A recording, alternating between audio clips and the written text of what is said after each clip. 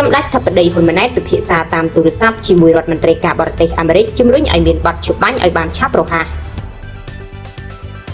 សម្ដេចបវរធិបតីហ៊ុនម៉ាណែតនាយករដ្ឋមន្ត្រីនៃកម្ពុជាបានជួបពិភាក្សាតាមទូរស័ព្ទជាមួយលោក Marco Rubio រដ្ឋមន្ត្រីការបរទេសសហរដ្ឋអាមេរិកនាយប់ថ្ងៃទី25ខែធ្នូឆ្នាំ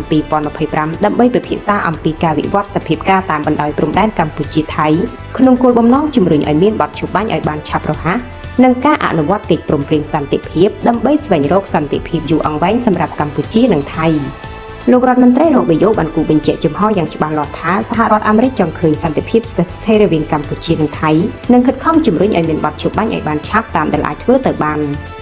សម្ដេចបវរធិបតីបានបញ្ជាក់ជាថ្មីអំពីការប្រកាន់ខ្ជាប់យ៉ាងម៉ឺងម៉ាត់របស់កម្ពុជាក្នុងការបន្តអនុវត្តតាមស្មារតីសេចក្តីថ្លែងការណ៍រួមទីក្រុងកូឡាឡាំពួរនិងសង្ឃឹមថាភាគីទាំងពីរនឹងបន្តធ្វើការជាមួយគ្នាស្របតាមកិច្ចព្រមព្រៀងដែលមាន